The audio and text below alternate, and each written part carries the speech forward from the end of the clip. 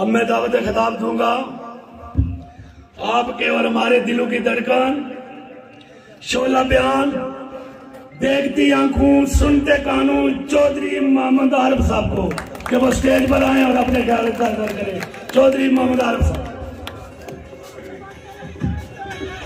नहमदुहु व नसल्ली अला रसूलिल करीम, अम्मा बाद, फ़अऊज़ु बिल्लाहि मिनश शैतानिर रजीम, बिस्मिल्लाहिर रहमानिर रहीम। सीनियर नायब सदर, साबिक़ उम्मीदवार असम्बली LA2 चकसवारी जनाब चौधरी ज़फ़र अनवर साहब, आज जो तकरीब के मेहमान ख़ुसूसी भी हैं, यूनियन कौंसिल पनियाम से डिस्ट्रिक्ट काउंसलर के उम्मीदवार नुमान जमान साहब, वार्ड 5 से अंसर असगर साहब,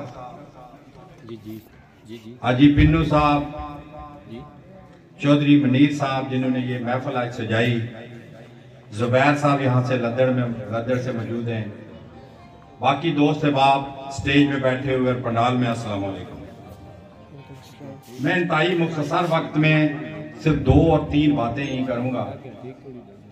शायद पहली दफा यही हमें मौका मिल रहा है, पनियाम यूनियन काउंसिल में हम अपनी तकरीब मुनक्कद कर रहे हैं। बात होगी, वोट अल्लाह की तरफ से आपके पास अमानत है और अल्लाह ने कुरान में फरमाया कि आपको अमानतें दी जाएं तो उनमें खयानत ना करो। जब खयानत करेंगे तो इसका मकसद है हिसाब भी देना पड़ेगा अल्लाह के यहाँ जाएंगे। और खुसूसन वोट जब हम देते हैं और उसको अमानत डिक्लेयर करते हैं और अल्लाह के हुक्म को मानते हैं, तो फिर इसका मकसद यह है कि आप वोट देने से अपना और अपने बच्चों का मुस्तकबिल उसके हाथ में दे रहे हैं कि उसी ने पॉलिसियां बनानी है, चाहे इंफ्रास्ट्रक्चर बने, चाहे स्कूल बने, चाहे हेल्थ बने, चाहे अनएम्प्लॉयमेंट को मीट करे, चाहे आपके लिए अमन कायम करे, तो उसी के हाथ में आपने अपनी तकदीर देनी है जो जिसको आपने मोहर लगानी है। और ये 2 चीजें भी तय होगी कि वो अमानत है और अमानत में खयानत भी नहीं करनी, अल्लाह ने कह दिया है। तो फिर किसको वोट देना चाहिए? मेरा नुक्ता नजर यह है कि वोट देते वक्त 3 चीजों को मद्देनजर रखना चाहिए। और वोट कहता यह है कि आप गवाही देते हैं, गवाही सच्ची देनी चाहिए। गवाही अगर नाजायज देंगे तो ये गुनाह में शामिल है। दूसरी बात, वोट से सिफारिश होती है, सिफारिश जायज होनी चाहिए, नाजायज सिफारिश गुनाह है। तीसरा, वोट आपको वकील चुनने का मौका फराहम करता है और वकील सच्चा चुनना चाहिए। अगर आप वकील झूठा चुनेंगे तो उसका खमियाजा आप खुद भुगतेंगे। मेरा मानना यह है, एज ए सियासी वर्कर, पिछले 37 साल से जदोजहद में होते हुए कि बहुत सारे ऊंच नीच देखते हुए हमने दुरुस्त फैसला किया कि पिछली दफा जिसको हमने वोट दिया असेंबली के लिए, उसमें ये तमाम जो सच्चाइयां हैं या खूबियां हैं वो मौजूद थी। यानी ज़फ़र अनवर को हमने हल्का नंबर 2 के लिए मुंतखब किया, अपनी वोट दी। वो तीनों जायज चीजें जो अल्लाह ने हम पे रिस्ट्रिक्शन लगाई थी उनको हमने कमा हक़्क़ो पूरा किया। जब किया तो बात जीत हार की नहीं है। इसको अल्लाह कैसे फिर कबूल करता है और अल्लाह कैसे इसको मोहर सब्त करता है, उसकी सबसे बड़ी निशानी यह है कि जब हम यहाँ पर मौजूद हैं तो मैं आपके गोशे गुजार करना चाहता हूं कि यहां से ठीक 1000 गज उस तरह चौधरी अब्दुल मजीद साहब का घर है। अल्लाह ताला उनको सेहत दे, अल्लाह ताला उनकी मजीद उम्र लंबी करे। उन्होंने क्या किया हमारे साथ, पनियाम और लद्दड़ पैदा के साथ क्या किया? ये किया कि जब इक़्तिदार हाथ में आया तो उन्होंने यूनियन काउंसिल पनियाम को खत्म कर दिया। एक अपनी आइडेंटिफिकेशन होती है किसी यूनियन काउंसिल की, वहां से डिस्ट्रिक्ट काउंसिलर बनता है, वहां से काउंसिलर बनते हैं, वहां से चेयरमैन बनता है, वहां से वाइस चेयरमैन बनता है, वहां पर जो मखसूस सीटें होती हैं वहां पर लोग मुंतखब होते हैं। इसका मकसद है आप लोगों को कुछ डिलीवर कर रहे होते हैं उनके जरिए। तो अगर ये आप खत्म कर देते हैं तो आप उन लोगों के फिर दोस्त हुए या दुश्मन हुए?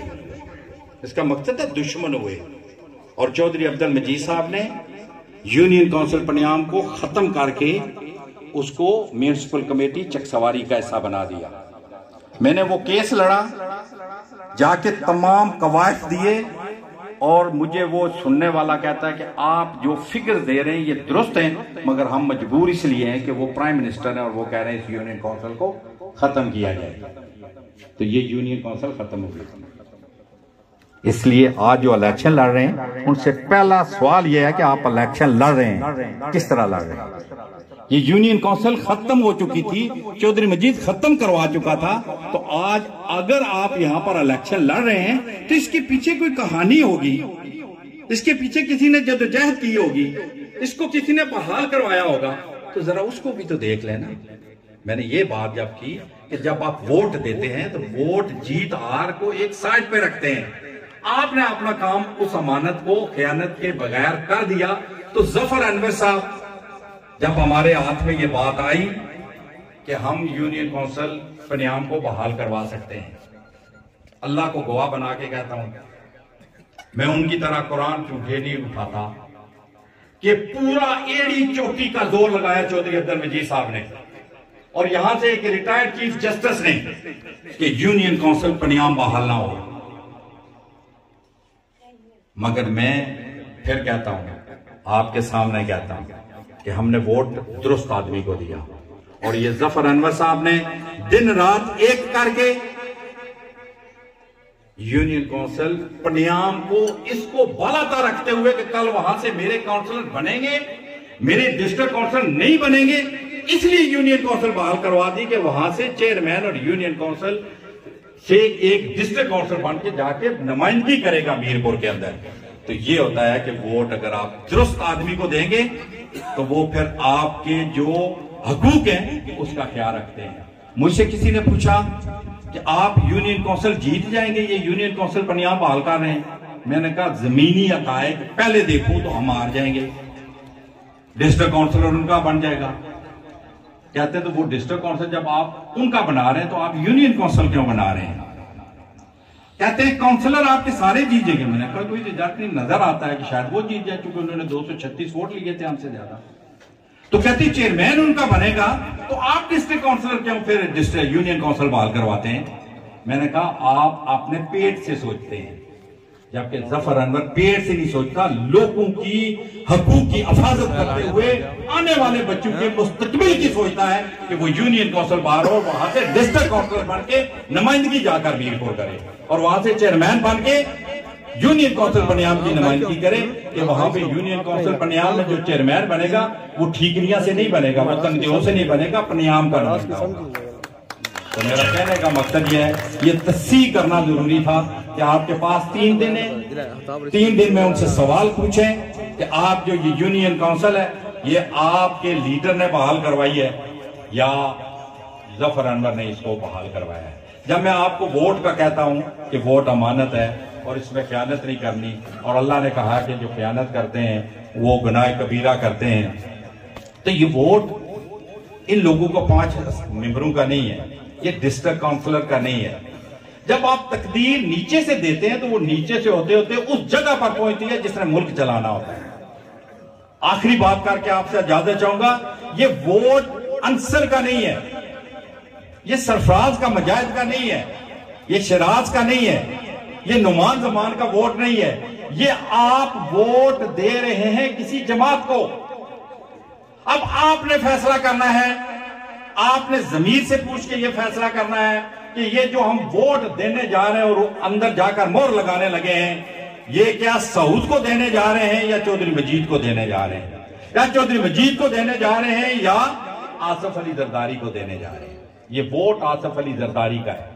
अब आपने फैसला करना है, किसी चोर को देना है, किसी अचक्के को देना है। अगर आप वोट इस तरफ डालेंगे तो वोट जफर अनवर की तरफ नहीं जाएगा, ये वोट जाएगा इमरान खान के पास कि उसकी पार्टी को, उसके विजन को, उसके नजरिए को, उसकी सोच को आप परवान चढ़ाने लगे मोहर के जरिए कि हमारी सोच और नजरिया यह है। तो जो इस वक्त इमरान खान हकीकी आजादी की जंग पूरे पाकिस्तान में इन माफिया के खिलाफ लड़ रहा है, जो सालों साल एक दूसरे को गुंडा, चोर, बदमाश और गद्दार कहते रहे, आज उसके डंडे की वजह से सारे एक ही टोकरे में बैठ के उसके खिलाफ लड़ रहे हैं।